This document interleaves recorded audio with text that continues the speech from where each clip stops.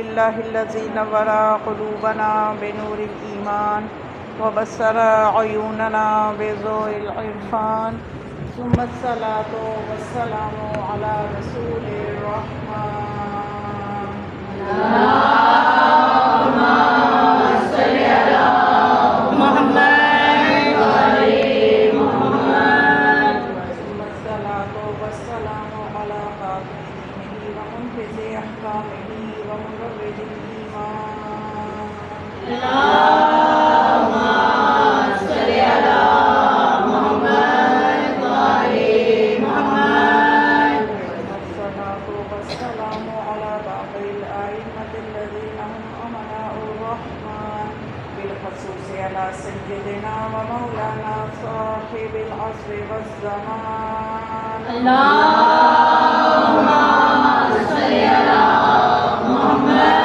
وعلی محمد ولعنة الدائمة على أعدائهم أجمعين من يومنا هذا إلى يوم الدين بسم الله الرحمن الرحيم إن الله جعل ولايتنا أهل البيت كتب القرآن وكتب جميع الكتب وعليها يستدير المحكم الآيات صلوات اللہم صلی علی محمد وعلی محمد ایک بیدار صلوات اللہم صلی علی محمد وعلی محمد یہ فرش آزاد جو آپ خوش نصیب ہیں کہ آپ کی قسمت میں ہے، آپ تشریف لاتی ہیں اور آپ کو اللہ پاک نے توفیق بھی دی کہ اپنے ساری چیزوں کو چھوڑ کے میں نے مجلس پہ جانا ہے۔ یہ بہت بڑی توفیق ہے۔ اس کا شاید آپ کو ابھی اتنا اندازہ نہ ہو کہ ہمیں اس فرش ذات کی وجہ سے ہم دنیا میں کتنے ہمیں برکتیں مل رہی ہیں، اور اس کا اندازہ جا کے آخرت میں ہوگا جب ہمارے سامنے وہ نعمتیں آئیں گی جو اس فرش ذات کی وجہ سے ہمیں مل رہی ہوں گی، جب وہ شفاعت ہمیں ملے گی جو اس فرش ذات پہ آنے کی وجہ سے ہمیں مل رہی ہوگی۔ تو یہ ایک معصومین علیہ السلام نے ہمیں ایک معیار ہے، یہ ہمارے پاس ایک سٹینڈرڈ ہے فرش ذات کے، جو اس تک آ جاتا ہے وہ اپنے آپ کو کامیاب ہی سمجھے، وہ سمجھے کہ وہ مولا کا منظور نظر ہے تو وہ یہاں پہ آ رہا ہے۔ بی بی کے رجسٹر پہ بی بی اس کا نام لکھتی ہے تو وہ آتا ہے، جس کی حاضری ہوتی ہے وہی آتا ہے۔ اپنی مرضی سے ہم نہیں آتے، بی بی جانتی ہیں کہ کس کے دل میں آمادگی ڈالنی ہے اور وہ اس فرش تک چڑھ کے آئے۔ کئی ایسے ہوتے ہیں، میں نے دیکھا ہے کہ مجلس ساتھ والے کمرے میں ہو رہی ہوتی ہے، اٹھ کے وہاں تک نہیں جاتے، اور کئی ایسے ہیں کہ جو کتنا سفر مشکلات کرائے خرچ کر کے جاتے ہیں اور پہنچتے ہیں۔ یہ بیوی کا بلاوا ہے، وہ جس کو بلاتی ہے۔ تو یہ ہمارے پاس ایک معیار ہے اس چیز کا کہ ہم اہل البیت علیہ السلام سے جڑے ہوئے ہیں، ہم ان سے وابستہ ہیں۔ اس کی نشانی یہ فرش عذاب ہے۔ ایک شخص مولا کی خدمت میں آئے اور آ کے کہتا ہے کہ جب نا رسول اللہ مجھے کبھی کبھی لگتا ہے کہ میں منافق ہوں، یعنی اپنی کچھ ایسی عادتیں ہیں میری ہیں، میں بعض اوقات لوگوں کی باتوں میں اس طرح سے توجہ دینے لگتا ہوں جو کہ باطل ہوتی ہیں، تو میں یہ سوچتا ہوں کہ آپ کے گھر سے منافقت، آپ کے در سے منافقت تو نہیں کر رہا۔ تو امام نے اس کو ایک ہی نشانی دی کہ تم جب میرے جد کا ذکر سنتے ہو تو کیا تمہاری آنکھ میں آنسو آتا ہے؟ وہ کہتے ہیں مولا وہ تو میں بہت کرتا ہوں، گریا تو میرے سے بہت ہوتا ہے۔ تو فرمایا بس تم ہمارے خیمے میں ابھی تم ہم سے دور نہیں ہو۔ تو یہاں پہ آ جانا، گریا کرنا، یہ اس چیز کی علامت ہے کہ چاہے دنیا نے جتنا مرضی زور لگائے، دنیا جتنی مرضی تاغوت چالے چلے، ہم اگر فرش عذاب پہ موجود ہیں تو اس کا مطلب ہم اس در سے جڑے ہوئے ہیں، اور بالآخر انسان کو یہ کامیاب کر دے گا۔ انسان کے اندر کوئی ایسی خوبی کمال ہونا چاہیے کہ جس کے اوپر اسے اعتماد ہو کہ بالآخر اس کو میں اس بارگاہ میں پیش کروں گی تو میری کامیابی مجھے ہو جائے گی، میری بچت ہو جائے گی۔ اسماعیل ہمیری جو تھا یہ ایک شاعر تھا، بہت بڑا شاعر تھا، اور یہ اپنے آپ پہ فخر کرتا تھا، اس بات پہ لوگوں میں کہتا تھا کہ میں اہل بیت علیہ السلام کی شان میں اتنی شاعری کی ہے کہ مولا علی علیہ السلام کے جتنے فضائل ہیں میں نے ان پہ شعر کہے ہیں۔ وہ لوگوں کو یہ چیلنج کرتا تھا کہ علی کی کوئی فضیلت لے آؤ اور میں نے اس پہ شعر نہ کہا ہو، یعنی اس طرح چیلنج، اتنا وہ محب تھا، اتنی اس کے اندر محبت تھی اس گھر کی کہ وہ شاعر اتنا پائے کا شاعر تھا کہ دور دور سے لوگ اس کی شاعری سننے کے لیے آتے تھے، یعنی اس کے اندر ایک ایسا وصف تھا محبت آل محمد کا، ایک خوبی تھی اس کے اندر۔ ساتھ اس میں خرابی بھی تھی. جیسے کہ ہم بھی محبت رکھتے ہیں لیکن 100 خرابیاں ہیں, 100 مسئلے مسائل ہیں جو ہو جاتے ہیں. تو اس کے اندر ایک خرابی تھی, وہ یہ تھی کہ وہ نشہ کرتا تھا, اور دوسرا یہ کہ وہ کسانی فرقے پہ تھا. معصومین کی زندگیوں میں بھی کئی فرقے تھے لوگوں کے, کوئی قادری تھا, کوئی اس طرح سے مختلف قسم کے, کوئی قدریہ فرقے سے تھا, کوئی اس طرح سے مختلف فرقے بنا. یہ کسانی فرقے سے تھا. کسانی فرقہ وہ تھا کہ جو امام زین العابدین اسلام کے بجائے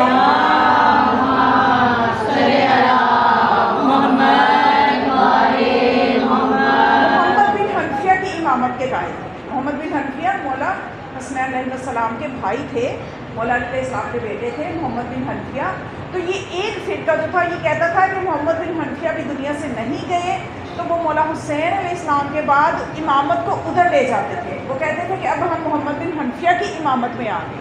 تو یہ بھی ایک فرقہ تھا جو کہ اس وقت وجود میں آیا, کیونکہ دشمن تو ہر زمانے میں رہا ہے, کام کرتا رہتا ہے. وہ اپنے ایسے نمائندے کرندے اور الٹی سیدھی دلیلیں لوگوں کے درمیان پہنچاتا رہتا ہے, تو کئی طرح کے لوگ جو ہے وہ بٹ جاتے ہیں گروہوں میں. تو یہ ابھی تک یہ امام جعفر صادق علیہ السلام کا زمانہ آ گیا, یہ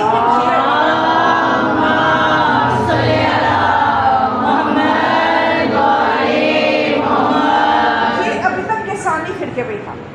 لیکن یہ امام علیہ السلام کی عزت کرتا تھا. اسے پتا تھا کہ یہ فرزند رسول ہیں, یہ سادات ہیں, یہ سید ہیں, یہ بزرگ ہیں, ان کے خاندان کے بہت ہی زیادہ یہ بافضیلت فرد ہیں.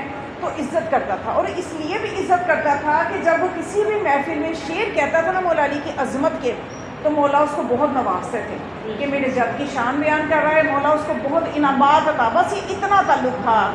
اس سے آگے وہ مولا کو امام نہیں مانتا تھا. تو مولا اس کی بتائے ہوئے فضائل جو اس نے شاعری میں منظم کیے ہوتے تھے ان سے بڑے خوش ہوتے تھے.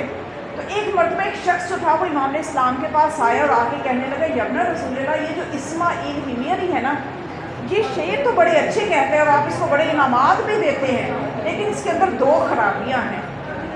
توجہ کیجیے گا, اس کے اندر 2 خرابیاں ہیں. ایک تو یہ نشہ کرتا ہے, دوسرا یہ کہ یہ آپ کو امام نہیں مانتا. امام نے فرمایا کہ یہ جو ہمارے جد کی شان میں شاعری کہتا ہے نا, یہ اس کو بچا لے گی, یہ ایک دن اس کو بچا لے گی. تو اسی طرح سے میں یہ کہتی کہ ہمیں بھی چاہیے, ہم کوئی ایسی چیز ہمارے پاس ہونی چاہیے, کوئی ایسا عمل ہونا چاہیے جس میں ہم بھی یہ اطمینان میں رہیں کہ یہ عمل ہمیں بچا لے گا. تو اب امام نے فرمایا اس کو بچا لے گی. ہوا یہی کہ ایک رات انقلاب آنا ہو تو ان ہستیوں کی ایک نظر کافی ہے. ہم یہ کہتے ہیں کہ مولا اپنی ایک زمانے کا جو علی ہے, زمانے کا جو حسین ہے, وہ ہم پہ اپنی ایک نگاہ ڈال دیں تو ہماری طبیعت ایسی منقلب ہو جائے کہ ہم دنیا سے بالکل بے رغبتی ہو جائے, اور روحانی تقویت اتنی زیادہ مل جائے گی کہ انسان جو ہے اس کا خود کوشش بھی کرے تو اس مقام پہ نہیں پہنچ سکتا.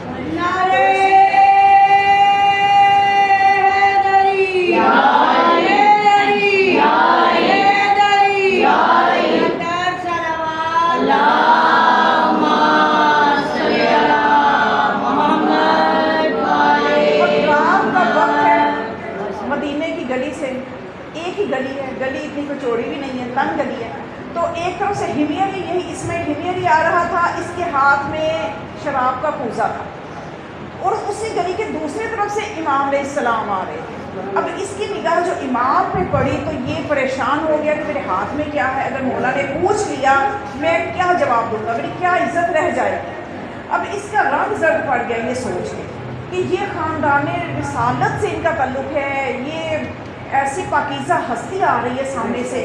تو گرچہ امام تو نہیں مانتا تھا لیکن عزت بہت کرتا تھا. تو جب امام نزدیک پہنچے تو امام سلام دعا ہوئی. امام نے پوچھا ہمیری کہاں سے آ رہے ہو, یہ تمہارے ہاتھ میں کیا ہے؟ اس نے ہاتھ نیچے چھپا لیا. تو چھپا کیوں رہے ہو, کیا چیز ہے جو میرے سے چھپا رہے ہو؟ کہنے لگا نہیں مولا کچھ نہیں ہے. تو پھر بھی جب امام نے اصرار کیا تو کہنے لگا دودھ ہے. مولا نے فرمایا اچھا دودھ ہے, لاؤ پھر ہمارے ہاتھ میں بھی دو, ہم بھی پئیں, ہم بھی اس میں سے پئیں. اب اس نے کوزہ جو آگے کیا تو اب پریشان ہے, دل میں دعا کی کہ اے خدا آج بچا لے, میں یہ جو میری عادت ہے چھوڑ دوں گا, میں یہ عادت چھوڑ دوں گا, مجھے آج میری عزت رکھنی اس ہستی کے سامنے. جب امام نے 2 مرتبہ کہا تو ڈال کیوں نہیں رہے ہو, کہ جب ڈالنا تو وہ دودھ تھا.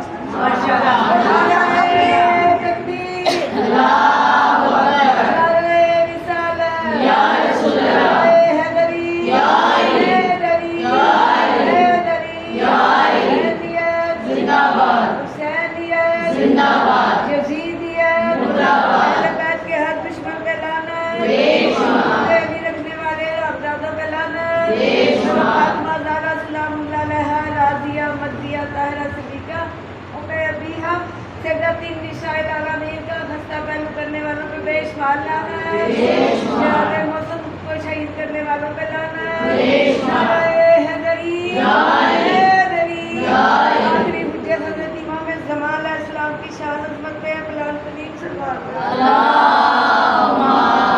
صلی علی محمد و آل محمد۔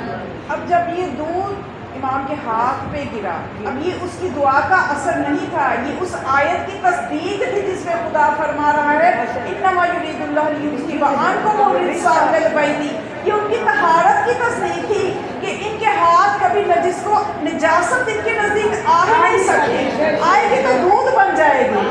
جب دودھ بن گیا تو امام نے اس وقت ہمیری کو نصیحت کرنے کا بہترین وقت تھا، امام نے پوچھا اے ہمیری بتا تیرا امام کون ہے؟ اب زیادہ دیر نہ لگی اس کو، اس نے فوراً کہا میرا امام وہ ہے اللہ سے سیرا خبر اللہ بنا، کہ میرا امام وہ ہے کہ جو شراب کو دودھ بنا دیتا ہے۔ اور یہی ہمیری جب اس کا وقت آخر آئے نا، اب اس میں پتہ چل گیا کہ امام کون ہے، اب اس نے فوراً کلمہ پڑھا اور اب یہ امام کی امامت کا قائد ہو گیا، 12 اماموں کی امامت کا قائد ہو گیا۔ تو اب جب اس کا آخری وقت آیا تو اس کے چہرے پہ، چونکہ ظاہر ہے کہ گناہ ساری عمر اس نے بہت زیادہ نشہ کیا تھا، ممکن ہے کچھ اور اس کی ایسی عادتیں، بہرحال اس کے چہرہ سیاہ ہونا شروع ہو گیا۔ اس کے ارد گرد اس کے رشتہ دار تھے، اس کے شیعہ ہونے پہ نہ خوش تھے کہ یہ کیوں شیعہ ہو گیا، کیوں اس میں عشری ہو گیا۔ تو اس کے قبیلے والے لوگ جو تھے وہ خوش ہو رہے تھے، دیکھا نا کہ اب اس کے ساتھ کیا ہو رہا ہے۔ ادھر امام کو خبر ملی کہ حمی علی کا آخری وقت ہے تو آپ کو یاد فرما رہا ہے۔ اب امام تشریف لائے تو امام کو جب راستے میں اس شخص نے بتایا کہ وہاں تو یہ حالات ہیں، قبیلے والے اس سے خوش ہو رہے ہیں اس کی شکل پہ، اور کلمہ بھی اس کے منہ سے جاری نہیں ہو رہا، کلمہ بھی جاری نہیں ہو پا رہا، امام نے فرمایا کوئی مسئلہ نہیں ہے۔ امام تشریف لے کے امام کی طرف دیکھتے ہی اس کی زبان سے کلمہ جاری ہوا، اور اس کے بعد وہ جو اس کا چہرہ سیاہ ہو رہا تھا اس کے چہرے سے ایک روشنی نکلنا شروع ہوئی، وہ روشنی پورے چہرے پہ پھیل گئی۔ اب جن کے چہرے روشن ہو رہے تھے اس کو سیاہ دیکھ کے ان کے چہرے سیاہ ہونا شروع ہو گئے، حمی علی کا چہرہ روشن ہوا اور وہ کلمہ ولایت پڑھتا ہوا دنیا سے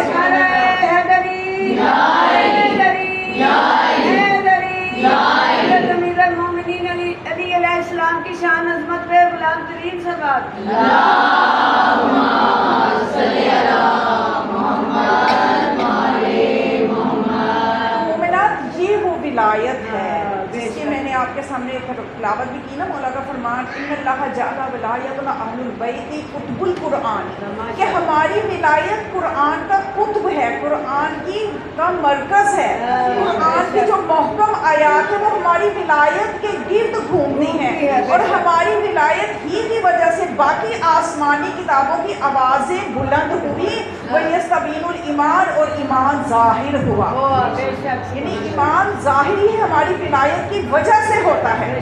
اور یہ قرآن جو ہے اس کا مرکز، یعنی قرآن پورے کا پورا جو ہے اس کا موضوع ہماری محبت ہے۔ اسی لیے تو رسول نے فرمایا تھا نا کہ یہ میری اہل البیت جو ہیں ان کو میں چھوڑ کے جا رہا ہوں قرآن کے ساتھ، کیا فرمایا تھا کہ قرآن اور اہل البیت چھوڑ کے جا رہا ہوں، اور پھر فرمایا علی قرآن کے ساتھ ہے، قرآن علی کے ساتھ ہے۔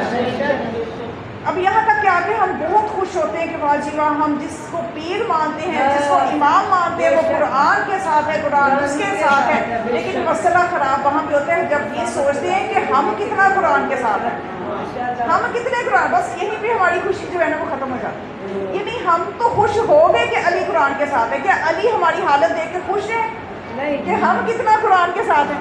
علی کب خوش ہوں گے کہ جب ہم قرآن کے ساتھ ہوں گے، جب ہم قرآن کو پڑھیں گے، جب ہم قرآن پہ غور کریں گے، جب ہم دیکھیے قرآن جو ہے نا، جتنا علی سے آپ کو محبت ہے نا اتنا اس کا ثبوت یہ ہے کہ آپ قرآن کے نزدیک ہوں گے۔ جس سے انسان محبت کرتا ہے اس کی ان باتوں سے بھی محبت کرتے ہیں، ان عادتوں سے بھی محبت کرتا ہے، اس کی سیرت سے بھی محبت کرتا ہے۔ اب یہ ہماری محبت کیسی ہے کہ ہم مولا کے تک تو محبت کر رہے ہیں، آگے مولا کی سیرت ہمیں کیا کہہ رہی ہے؟ مولا حسین علیہ السلام کیا فرماتے ہیں؟ مولا فرماتے ہیں کونو من اہل قرآن، اہل قرآن میں سے ہو جاؤ، اہل قرآن بن جاؤ۔ توجہ چاہوں گی اہل قرآن بن جاؤ. تو کسی نے پوچھا کہ مولا کیسے اہل قرآن بنے؟ آپ نے فرمایا ہر شب سونے سے پہلے چند آیتیں بھی پڑھ لو گے تو اہل قرآن ہو جاؤ گے. تو اگر ہم وہ چند آیتیں بھی نہ پڑھیں اور ہم کیا کرتے ہیں، ایک دعا ہمیں بتائی جاتی ہے جب محرم کی پہلی آتی ہے نا، یہ تھوڑی سی سخت باتیں ہیں، ذرا دل پہ پتھر رکھ کے سن لیں، کوئی بات نہیں، یہ بھی ضروری ہے. تو اب جب ہمیں بتایا جاتا ہے جب محرم آئے تو آپ اگر یہ کلمہ کہیں گے، یہ معصوم کی روایت ہے کہ اگر کوئی چاہتا ہے کہ میں وہ ثواب لوں جو کربلا میں امام کے ساتھ شہید ہونے والوں کا ثواب ہے، تو مولا فرماتے ہیں آج کے شیعوں مایوس نہ ہونا، جب بھی تم یہ کلمہ محرم شروع ہو تو کہو گے یا لیتنی کنت معکم فافوز معکم فوزا عظیما، کاش کہ میں بھی یا حسین آپ کے ساتھ اس وقت ہوتی تو میں بھی اس بلند کامیابی پہ پہنچتی. تو اس کا امتحان آج لے گئے. آج ہم حسین کے ساتھ ہیں. حسین فرما رہی ہیں ہمیں قرآن میں سے ہو جو ہم کتنا قرآن پڑھ رہے ہیں. آج اتنے پرامن ماحول میں ہم قرآن پڑھ کے حسین کے ساتھ اپنی معیت کو ثابت نہیں کر پا رہے، تو اس ماحول میں تلواروں کے سائے میں ہم نے کیا ساتھ دینا تھا؟ تو پھر یہ جو کلمہ ہم کہتے ہیں یا لیتنی کنت معکم، کاش کہ میں آپ کے ساتھ ہوتی، یہ صرف زبان تک ہے. یہ کلمہ کہ کاش میں بھی آپ کے ساتھ ہوتی تو میں بھی وہ اجر و ثواب لیتی، یہ اس بندے کو زیور دیتا ہے، اس بندے کو اجر و ثواب ملے گا جو آج حسین کی سیرت پہ عمل کرے گا. اس کا مطلب کہ آج حسین کی باتیں مان رہی ہے نا، یہ واقعہ اگر کربلا بھی ہوتی تو مانتی. آج ہم حسین کی اتنی سی بات نہ مانیں کہ جس حسین نے نماز کے سجدے میں سر کٹوایا، اس مومنہ کو مومن کو آج سجدہ کرنا مشکل ہے خدا کے آگے، تو وہ یہ کیسے کہہ سکتے حسین میں آپ کے ساتھ ہوتا تو میں بھی. آج اپنے عمل سے ثابت کریں کہ واقعا یہ کلمہ کہنے کا مزہ آ جائے یا لیتنی کنت معکم. اور کتنا آسان ہے، قرآن کو کوئی مشکل نہیں ہے، اس کو کم از کم آج اتنا کریں. یہ سب سے ایٹ لیسٹ بداری سے نیچے کچھ نہیں ہے. خدا فرماتا ہے کہ یہ قرآن وہ کتاب ہے، اس کو دیکھنا ثواب ہے. آپ جو گھروں میں قرآن غلاف میں بند کر کے رکھے ہوئے، یہ غلاف اتار کے نہیں سنبھال دیں. غلاف کھولنا ہی بڑا مشکل لگتا ہے. خالی قرآن پڑھا ہوگا تو شاید ہم اٹھا کے کم از کم اس کے حروف کی زیارت کر لیں. زیارت میں ثواب ہے، نہ پڑھے اتنا تو کریں کہ روزانہ اس کو کھولیں، اس کی خوشبو لیں، اس میں صحت ہے، اس کی خوشبو لیں. موبائلوں پہ قرآن نہ پڑھیں. ہاں اگر آپ کو کوئی مجبوری ہے، کوئی مسئلہ ہے، تو ایسا نہ ہو کہ نہ پڑھنے سے بہتر ہے کہ پڑھیں تو پھر موبائل پہ پڑھیں، لیکن اس صحیفے کو کھولیں جو گھروں میں پڑھے ہوئے ہیں، اس کی خوشبو لیں، اس کے حروف کی زیارت کریں. خدا کہتے ہیں نہ پڑھو، اس کی زیارت تو کر لو. افسوس میں ایسے گھرانے بھی دیکھتی ہوں، یقین کریں میں تو جھوٹ نہیں کہہ رہی، میں نے دیکھا ہے کہ قرآن بند پڑے ہوئے کبھی کھولتا کوئی نہیں. ایک قاری صاحب تھے، وہ ایک جگہ بچے کو نا سپارہ پڑھاتے تھے. ایک مرتبہ وہ گھر والوں نے نیاز کے لیے کچھ چیزیں آگے رکھی اور ان کا ایک امتحان لینے کے لیے نا کہ قاری صاحب کا، تو 1000 روپیہ بھی چیزوں کے نیچے رکھ دیا. تو جب قاری صاحب نیاز دے چکے تو 1000 روپیہ جو تھا وہ نیچے نظر آیا. انہوں نے کیا کیا کہ اس کو اٹھا کے قرآن کے اندر رکھ دیا اور چلے گئے. اگلے دن آئے قاری صاحب تو انہوں نے نیاز کے لیے پھر بلایا، انہیں سال کے بعد آئے تو ان سے کہا کہ ہمیں آپ سے نیاز نہیں دلانی، ہم نے تو آپ کا امتحان لیا، آپ نے تو جو ہے نا یہ صحیح بات نہیں ہمیں لگی، ہم ایسے بندے سے نیاز دلائیں گے جو پرہیزگار ہے. انہوں نے کہا ہوا کیا؟ کہا کہ 1000 روپیہ ہم نے رکھا تھا، آپ بے 1000 روپیہ بھی گئے.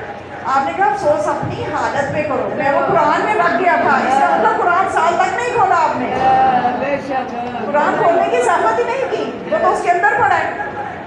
یہ چیز ہے کہ دیکھ لینے سے دیکھنا بھی مشکل ہے، آپ کھول کے دیکھ ہی لیا کریں.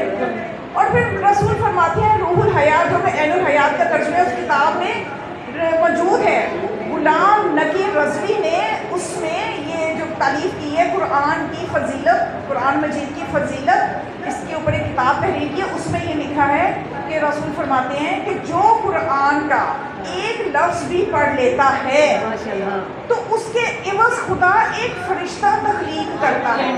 وہ فرشتہ اس کے لیے قیامت تک تسبیح کرتا ہے. نہیں چاہیے کہ کوئی فرشتہ آپ کی تسبیح کرے، تو ایک لفظ تو پڑھ لیا کرے. مشکل ہے ایک لفظ پڑھنا. قرآن کو کھولیں، اس کی خوشبو لیں، ایک لفظ پڑھ لیں. یقین کیجئے جن لوگوں نے اب یہ اس کے جو مجھے قرآن کی جو خوبصورت ہے جو وہ جس چیز نے مجھے اٹریکٹ کیا کہ میں اس کو پڑھوں، مجھے جس فضیلت بہت میں نے اس کی پڑھی، آج آپ کو بھی بتاتی ہوں۔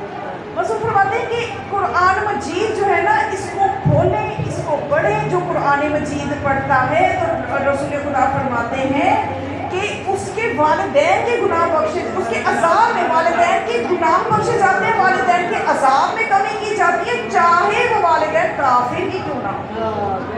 توجہ کریں، کس کو اپنے والدین سے محبت نہیں ہے؟ سب کو ہے نا محبت؟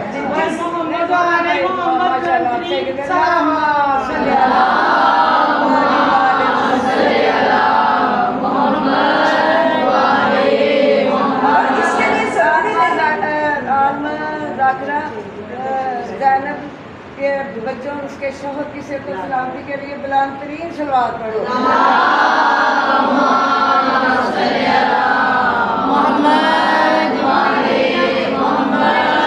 تمام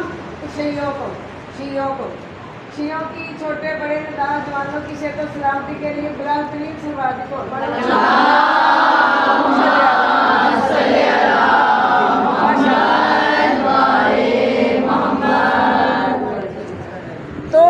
نبی کریم فرماتے ہیں کہ اس کے والدین کے عذاب میں کمی ہوتی ہے۔ اچھا اب اس میں انتظار نہ کرے کہ والدین دنیا سے جائیں گے تو پڑھیں گے تو ان کے عذاب میں کمی ہوگی۔ والدین اللہ ان کو لمبی حیات دے، تو آپ اگر والدین زندہ بھی ہیں تو تب بھی اگر آپ ان کے لیے قرآن مجید اگر آپ پڑھ رہے ہیں تو آٹومیٹیکلی آپ کے والدین کے لیے آسانیاں ہو رہی ہیں، چاہے وہ حیات بھی ہیں تب بھی ان کے لیے آسانیاں ہو رہی ہیں۔ توجہ ہے نا؟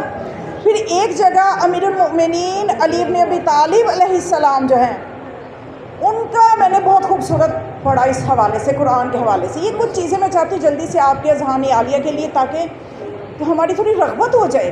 اس ممبر کے صدقے سے آج جو اگر آپ اٹھ کے جائیں تو جا کے قرآن کھول لیں تو اس مجلس کی اس سے بڑی کامیابی کیا ہوگی؟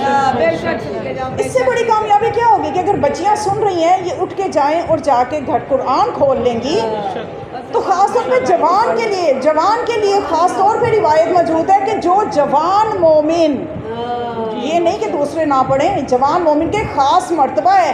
وہ رسول فرماتے ہیں کہ جو جوان مومن، جو مومنہ عالم جوانی میں قرآن کی تلاوت کرے، قرآن کو پڑھے تو وہ جو قرآن ہے نا اس کے گوشت اور خون کے ساتھ مل جاتا ہے، مخلوط ہو جاتا ہے، اور پھر جب روز قیامت ہوگا تو اس وقت وہ قرآن اللہ سے کہے گا کہ ہر کام کرنے والے کو تو اجرت دیتا ہے، تو میرے پڑھنے والے کے لیے کیا اجرت ہے؟ یہ قرآن کہے گا۔ قرآن ایک زندہ کتاب ہے، قرآن ایک خدا کا ایسا کلام ہے جو زندہ ہے، جس میں حیات پائی جاتی ہے۔ یہ کہ دنیا کے رائٹر کی لکھی ہوئی کتاب نہیں ہے، یہ اس کی لکھی ہوئی کتاب ہے جو ہمیشہ سے ہے، ہمیشہ رہے گا، یہ اس کا کلام ہے۔ تو پھر یہ قرآن کہے گا کہ اے خدا ہر مزدور کی اجرت ہوتی ہے، جس نے مجھے پڑھا اس کے لیے کیا اجرت ہے؟ تو خدا کیا حکم دے گا فرشتوں کو، جاؤ جنت کے حلوں میں سے 2 حلے لے کے آؤ اور اس جوان کو جس نے عالم جوانی میں قرآن پڑھا ہے اس کو عطا کر دو۔ لیکن قرآن راضی نہیں ہوگا، قرآن راضی نہیں ہوگا۔ روح الحیات جو عین الحیات کا ترجمہ ہے اس کتاب سے میں یہ روایات پیش کر رہی ہوں، معمولی کتاب نہیں ہے یہ۔ تو اب وہ قرآن کہے گا اے خدا مجھے تیرے کرم سے اتنے کم کی امید نہیں تھی، کچھ زیادہ عطا کر۔ تو خدا فرمائے گا کہ یہ جوان جس نے جوانی میں قرآن پڑھا ہے اس کے دائیں ہاتھ میں جہنم سے نجات کا پروانہ دے دو اور اس کے بائیں ہاتھ میں جنت میں داخلے کا پروانہ دے دو۔ اور اس سے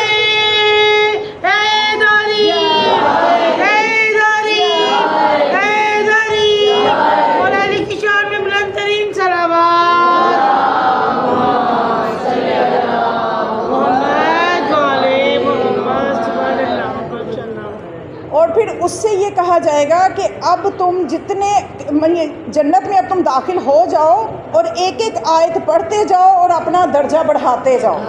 سبحان اللہ۔ ایک ایک آیت کے بدلے میں ایک ایک درجہ بڑھے گا۔ اب وہ درجہ کیا ہوگا یہ دنیا میں بیٹھے ہوئے ہماری عقلیں کہاں احاطہ کر سکتی ہیں کہ جنت کے ایک سے دوسرے درجے کے درمیان کتنا فرق ہے، بہت فرق ہے۔ ہماری آخرت کی نعمتیں ہم کہاں سمجھ سکتے ہیں؟ ایک شخص آیا تھا نا معصوم کے پاس، اس نے کہا تھا کہ مولا مجھے یہ سمجھ نہیں آتی یہ آخرت کیا چیز ہے، کہ ایک مومن کو ایک ایک بعض اوقات ایک ایک نیکی پہ ایک ایک محل مل رہا ہے، کئی ہزار محل اس کے، کئی لاکھوں محل اس کے، اور وہاں کی نعمتیں جب میں سوچتا ہوں میری تو سمجھ میں ہی نہیں آتی. مولا کہتے کیسے سمجھ میں آئیں گی؟ اس عالم میں اور اس عالم میں اتنا فرق ہے کہ مولا نے اس کو سمجھانے کے لیے شاید کہ فرق اس سے بھی زیادہ ہے، لیکن اس کے لیے مولا اتنی ہی بات کر سکتے تھے. مولا نے فرمایا اگر بطن مادر میں بچہ ہو، اسے کہا جائے باہر کی دنیا اتنی وسیع ہے، وہ وسعت کا اندازہ ہی نہیں کر سکے گا. وہ اسی جگہ پہ خوش ہے، اس کو وہ جگہ کافی کھلی لگتی ہے، وہ سمجھتا ہے بہت ہے یہاں پہ، بہت کچھ ہے، کھانے کو بھی مل رہا ہے، پینے کو بھی مل رہا ہے، وہ اسی میں بڑا خوش ہے. اسے کیا پتا باہر کی دنیا کیا ہے، وہ تصور ہی نہیں کر سکتا. سمجھائیں گے بھی تو سمجھ نہیں آئے گی. بالکل مولا نے فرمایا ایسے ہی تم یہاں پہ رہ کے وہاں کی چیزوں کو سمجھ ہی نہیں سکتے. یہ جو کوشش کی گئی ہے نا قرآن میں، جو نعمتیں بتائی گئی ہیں، جنت کو سمجھایا گیا، یہ تمہاری عقلوں کے حساب سے بات کی گئی ہے. حقیقتاً جنت کیا ہے تم سمجھ ہی نہیں سکتے. تو یہ قرآن، اس سے دل لگائیں، اس سے محبت کریں. ابھی وقت ہمارے ہاتھوں میں ہے. اس میں جو خدا نے ہمیں نصیحتیں دی ہیں، جو بشارتیں دی ہیں، اس میں جو خدا نے ہمیں نعمتیں بتائی ہیں، اور یہ سب ہر چیز اس میں موجود ہے، ان پہ غور و فکر کیا کریں. قرآن پڑھنے والے جب قرآن پڑھا کرتے تھے، یقین کیجئے یہ آپ روایت سنیں گے نا تو شرمندگی سب کو ہو، انتہائی ہم شرمندہ ہوں گے کہ علی بن مغیرہ وہ آئے امام کے پاس، وہ آ کے کہتے کہ یبن رسول اللہ، میرے والد ہر شب ایک قرآن ختم کرتے تھے، اور انہوں نے آپ کے جد کو آ کے بتایا تھا کہ وہ ہر شب ایک قرآن ختم کرتے ہیں. تو اس کے بارے میں سوال کیا تھا، تو مولا نے فرمایا ہاں ٹھیک ہے، یعنی میں جانتا ہوں کہ میرے جد سے یہ سوال ہوا تھا. پھر کہنے لگا کہ مولا جب ماہ رمضان آتی تھی تو میرے والد پورے ماہ رمضان میں 40 قرآن ختم کرتے تھے. یہ ہمارے جیسے تھے، ایسا نہیں ہے کہ یہ کوئی نوری مخلوق تھی، ہمارے جیسے لوگ تھے. 40 قرآن یا اس سے کچھ کم زیادہ، کبھی زیادہ بھی ہو جاتے تھے اور کبھی کچھ کم رہ جاتے تھے، لیکن اتنے قرآن ختم کرتے تھے. اور جب عید الفطر آتی تھی تو ایک قرآن، وہ شہادہ معصومین کو ایک ایک قرآن ہدیہ کرتے تھے. تو کیا ان کا یہ عمل کیسا تھا میرے والد کا؟ اور میں بھی ایسا ہی کرتا ہوں کہ ماہ رمضان میں 40 قرآن ختم کرتا ہوں، اور جب روزے عید الفطر آتا ہے تو میں سب معصومین کو، ہر معصوم کو ایک ایک قرآن ہدیہ کر. عید والے دن ہم تو مانگنے بیٹھے ہوتے ہیں، ہم تو ہر وقت معصومین سے مانگتے ہیں، کبھی ہم نے دیا بھی ہے. یہ دیکھیں یہ وہ لوگ ہیں جو معصومین کو دیتے تھے، ہدیتاً دیتے تھے. تو امام فرماتے ہیں کہ اس نے پوچھا کہ اب اس کا ہمیں کیا صلہ ملے گا؟ مولا نے فرمایا کہ تمہارے والد اور تم روز محشر جب جنت میں جاؤ گے تو تم انہی شہادہ معصومین کے ساتھ محشور ہوگے. دیکھیے جنتی جو ہے نا، جنت میں جائیں گے جب، تو جنت جب تیار کی جائے گی، آراستہ کی جائے گی، لیکن جنتی جو ہے وہ جنت میں جا نہیں رہے ہوں گے. قرآن کی آیت ہے کہ انہیں کھینچ کے لے جایا جائے گا جنت کی طرف. تو کسی نے معصوم سے پوچھا یہ کھینچ کے کیوں لے جائے؟ جنت میں تو ہنس ہنس کے جانا چاہیے، جہنم میں تو بات سمجھ میں آتی ہے کہ کھینچ کے لے جایا جائے گا، یہ جنت میں کیوں کھینچ کے لے جایا جا رہا ہے؟ تو وہ بتائیں گے کہ معصوم نے بتایا وجہ یہ ہے کہ انہیں جنت کے سردار حسین کی زیارت ہو رہی ہوگی. وہ زیارت میں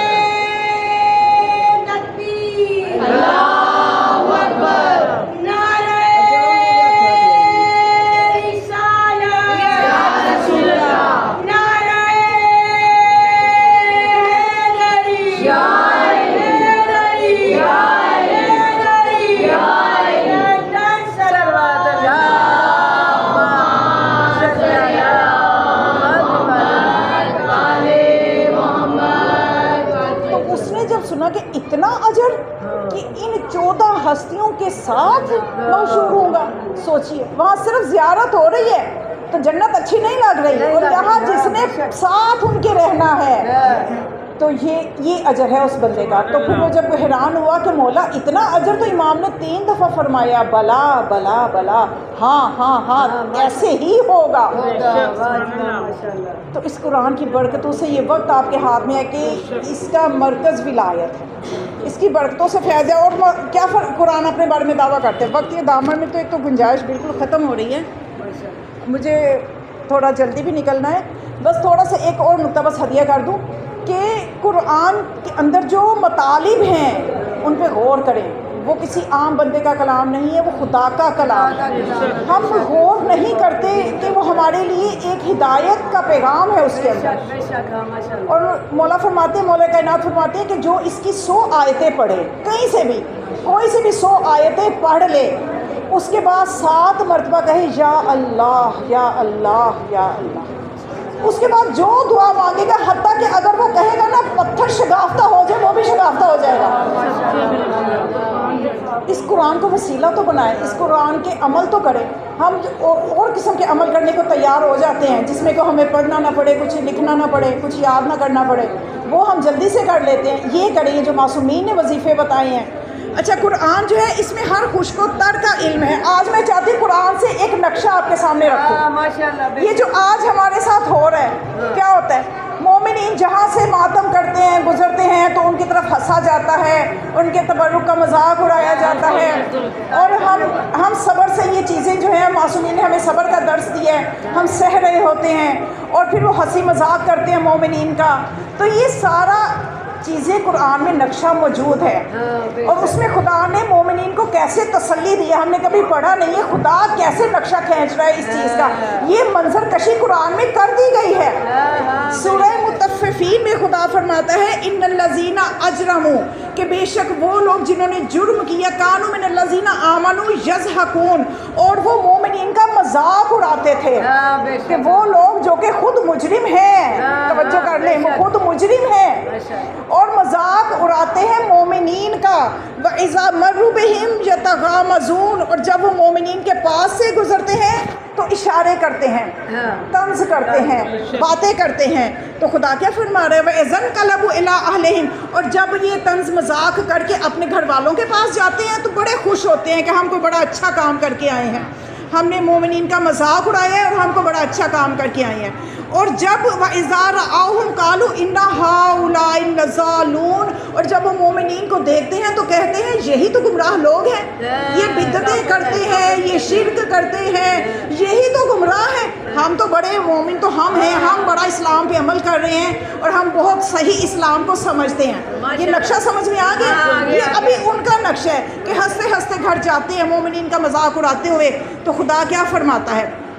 ایک جملہ خدا نے فرمایا وما ارسلوا علیہم حافظین، کیا تمہیں ان پہ نگہبان بنایا گیا ہے؟ جو تم ان کا مذاق اڑاتے ہو، ان پہ طنزیں کرتے ہو، تمہیں کیا حق پہنچتا ہے؟ تمہیں کہ ان کے اوپر محافظ بنایا گیا ہے، نگہبان بنایا گیا ہے۔ پھر خدا کہتا ہے سنو، فَالْيَوْمَ الَّذِينَ آمَنُوا مِنَ الْكُفَّارِ يَضْحَكُونَ، جب یوم قیامت ہوگا تو مومنین ان کافروں پہ ہنسیں گے، مومنین ان کافروں پہ ہنسیں گے۔ عَلَى الْأَرَائِكِ يَنظُرُونَ، جب ان کو دیکھیں گے کہ طرح طرح کی سزائیں مل رہی ہیں، چیخو پکار کر رہے ہیں، مومنین کی منتیں کر رہے ہیں کہ اپنے نور میں سے کچھ ہمیں بھی نور عطا کر دو، اپنی ٹھنڈک میں سے کچھ ہمیں بھی ٹھنڈک پہنچا دو۔ جب وہ اس طرح کی حرکتیں کر رہے ہوں گے تو اس وقت مومنین ان پہ ہنسیں گے۔ خدا مومنین کو تسلی دے رہا ہے کہ اس وقت مومنین ان پہ ہنسیں گے۔ هَلْ ثُوِبَ الْكُفَّارُ مَا كَانُوا يَفْعَلُونَ، اس وقت خدا کافروں کو ان کے اعمال کا پورا پورا بدلہ دے رہا ہوگا، اور اس بدلے کو دیکھ کے مومنین ہنسیں گے۔ تو یہ قرآن ایک تسلی کا پیغام ہے، ایک ہدایت کا پیغام ہے۔ ہم اسے پڑھیں گے تو سمجھ میں آئے گا نا۔ تو اس کے ساتھ اپنے آپ کو وابستہ کریں، اس کے ساتھ جوڑیں۔ تو بس مومنات، یہ جو اہل قرآن تھے، جو قرآن کا مطلب، جن کے گھر میں قرآن نازل ہوا، جو ناطق قرآن تھے، جو وارثان قرآن تھے، آج ہم روتے اسی بات کا کہ انہیں پہچانا نہیں، اور جس طرح سے ان کی بے حرمتی ہوئی وہ ان کی بے حرمتی نہیں تھی، وہ رسول اللہ کی بے حرمتی تھی، کیونکہ رسول اللہ فرما چکے تھے کہ یہ مجھ سے ہیں اور میں ان سے ہوں۔ بس مومنات، آج آپ نے کوشش کرنی ہے جناب زہرا کو ان کے رومال پہ ہمارے آنسو کاش کے اس قابل ہو جائیں کہ بی بی اپنے رومال پہ لے لیں۔ آج بی بی کو جو آنسو کا نذرانہ پیش کرنا ہے، مسلم کے 2 ننھے بچے، جناب مسلم کے 2 شہزادے، ان کا پرسہ پیش کرنا ہے۔ گرمی سے مت گھبرائیں، کربلا والوں کی مصیبتوں کو یاد کریں۔ اگر تھوڑا گرمی میں بیٹھ کے چند جملے مسائل کے سن لیں گی تو آپ کو زیادہ ثواب ہوگا، زیادہ بیوی راضی ہوگی کہ اس ماحول میں بھی یہ میرے غم میں رو رہی ہیں، یہ میرے بچوں کے غم میں رو رہی ہیں۔ बीबी दुआएं देगी आपको। अगर सैयदा की दुआएं चाहिए, माहौल ना देखा करें, बस बीबी को पुरसा दिया करें, क्योंकि वो जगह जगह जाती है, अपने बच्चों को, रोने वालों को दुआएं देने जाती है। तो आज मुस्लिम के शहजादों का जिक्र करूंगी, लेकिन एक शहजादा मैं कहती हूँ ज्यादती है कि उसका जिक्र कभी किसी मजलिस में मैंने तो आज तक नहीं सुना। और ये ज्यादती है, जिस तरह बीबी ने शिकवा किया था ना कि मेरे बेटे गाजी का जिक्र कम करते हो, मेरे बेटे गाजी की जियारत को कम जाते हो, ऐसा ना हो जनाब सईदा का भी जिक्र करें कि मेरे बेटे मुस्लिम के बेटे अब्दुल्ला का जिक्र क्यों नहीं करते। मैंने मक्तल अभी मिखनफ में और उसके अलावा मक्तल की बहुत सी किताबों में, मसाइब आले मोहम्मद में और भी किताबों में जिक्र देखा कि मुस्लिम, जनाब मुस्लिम का एक बेटा जो करबला में शहीद हुआ था, उसका नाम था अब्दुल्ला बिन मुस्लिम। ये वो बच्चा था कि इसकी इतनी पुरदर्द शहादत है, मैं कहती हूँ आज इस बच्चे पे भी रोल है। उन शहजादों का तस्करा आपने मुहर्रम में भी सुना होगा, आगे भी सुनेगी, मुख्तसर सा जिक्र मैं कर दूंगी, लेकिन इस शहजादे को का पुरसा आज जरूर जनाब ज़हरा रो ले। आज उम्मुल बनीन को, उम्मुल बनीन के इस पोते का पुरसा जरूर दे, नवासे का पुरसा जरूर दे। बीबी रुकैया जो कि उम्मुल बनीन की इकलौती बेटी थी, उनकी शादी जनाब मुस्लिम से हुई थी। तो जब ये उम्मुल बनीन जिसने अपने चारों बेटे कुर्बान किए, एक दामाद था वो भी शहीद हो गया, और आज बीबी को उसके नवासे अब्दुल्ला बिन मुस्लिम का पुरसा देना है उम्मुल बनीन को। माशाल्लाह माशाल्लाह। अब्दुल्ला बिन मुस्लिम तारीख की मक्तल की किताबों में लिखा है कि जनाब अली अकबर के बाद जो मौला हुसैन के पास मक्तल में जाने की इजाज़त लेने आए वो अब्दुल्ला बिन मुस्लिम थे।